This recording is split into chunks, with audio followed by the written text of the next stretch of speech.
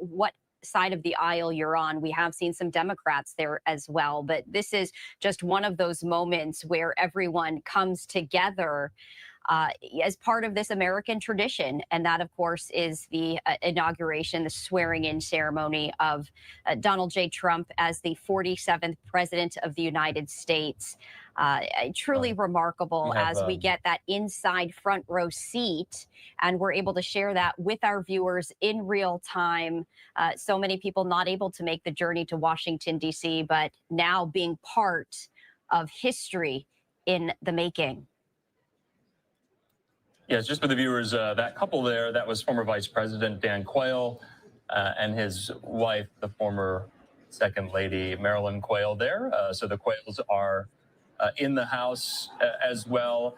This is fascinating. I didn't know we did have the shot on the very tail end on the right-hand side of the dais. Some of these world leaders, Stephanie, that are here and on hand. The leader of Argentina, Javier Milei. We also know Giorgia Meloni, the Italian prime minister. She is in the House as well. We know the vice premier of the People's Republic of China is here as well. That was the delegation Xi Jinping sent. And of course, former Vice President Mike Pence. Stephanie, I don't think it's lost on the viewers his role in the last 8 years and what he has meant for recent history. Of course, he was the only and the highest ranking member of the Trump administration last time to attend the inauguration because Donald Trump was not there himself. And then, of course, these tech titans, Mark Zuckerberg there, you just saw,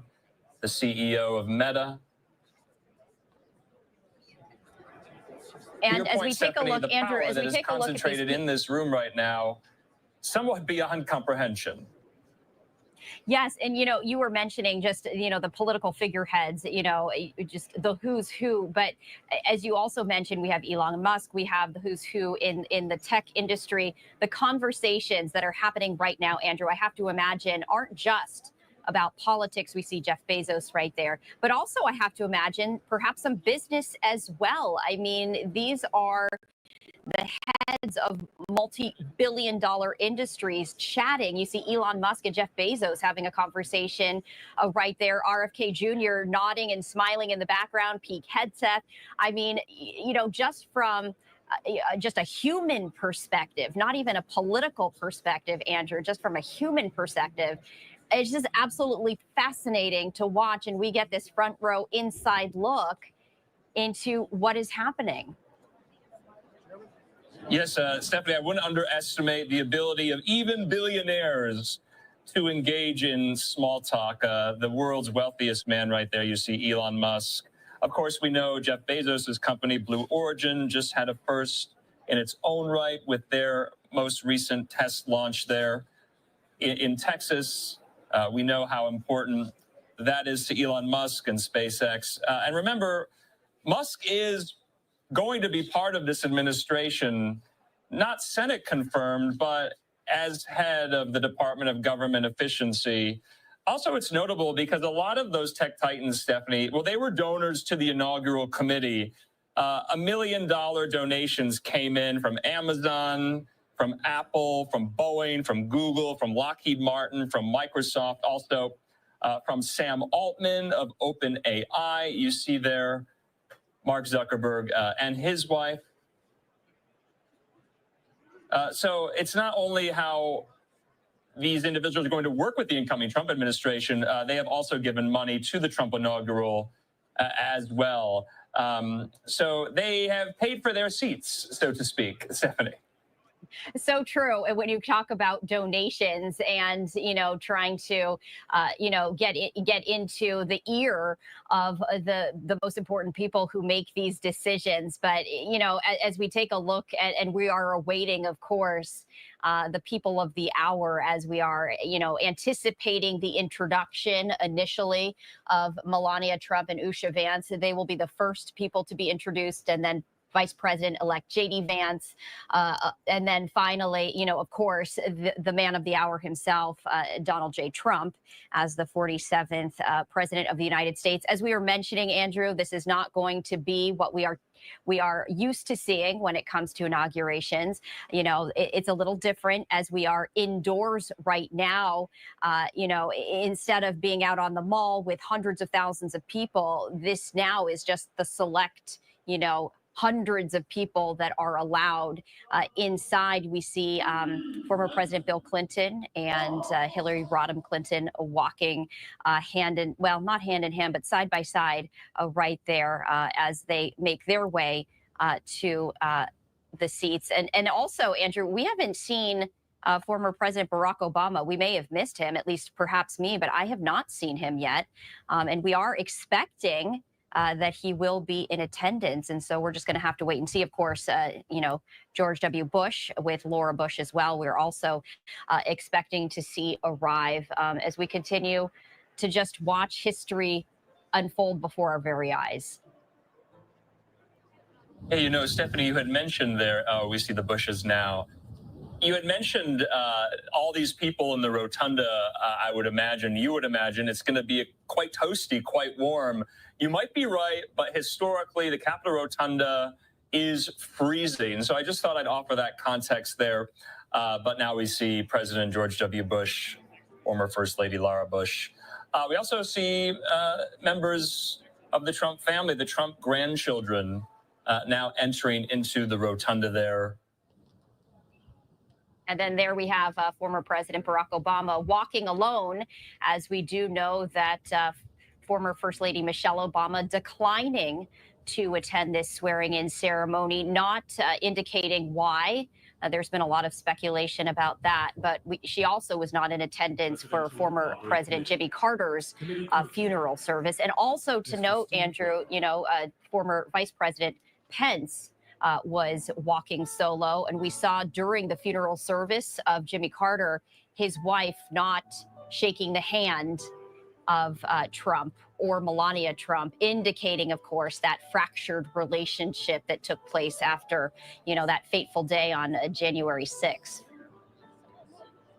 Yeah, that was quite a frosty, chilled reception there at the National Cathedral now some weeks ago between Karen Pence and the Trumps, a non-existent greeting, so to speak, though there was reported what Pence and Trump briefly discussed, Pence offering his congratulations to Trump on his election victory. So I thought that was interesting. Still pleasantries maintained and delivered between the two there, though at the Carter funeral, that was, I believe, the first time they had been in the same room since January of 2021 here.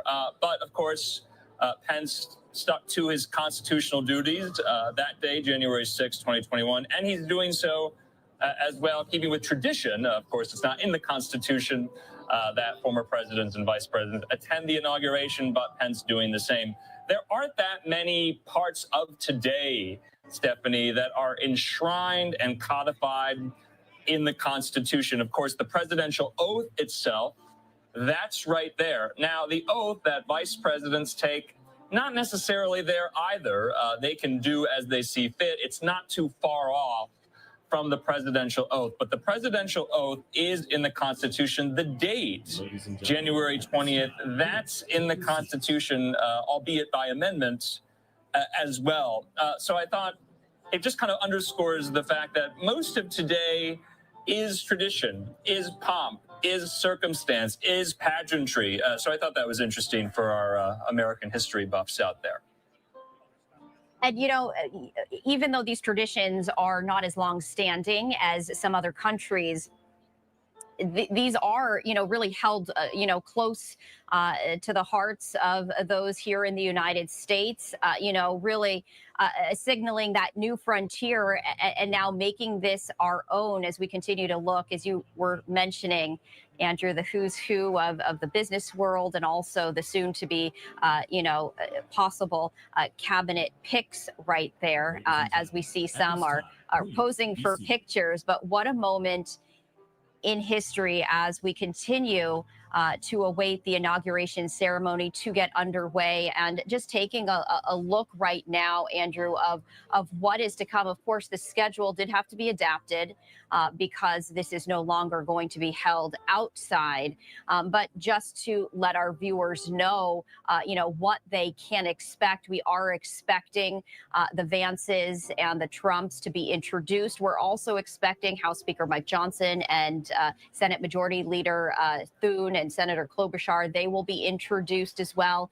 And then finally, President-elect Donald Trump will be introduced. That really begins, the official, the call to order, which Senator Klobuchar will issue. And then the swearing in ceremony begins also, and different perhaps from President-elect Trump's first swearing in ceremony. Who is going to be performing? Carrie Underwood is set to perform America the Beautiful. And then after that, that is when JD Vance will be sworn in as vice president. And finally, Trump sworn in as the 47th president of the United States. But just wanted, and we can see the justices right there. I did want to raise the audio so we can continue to listen in.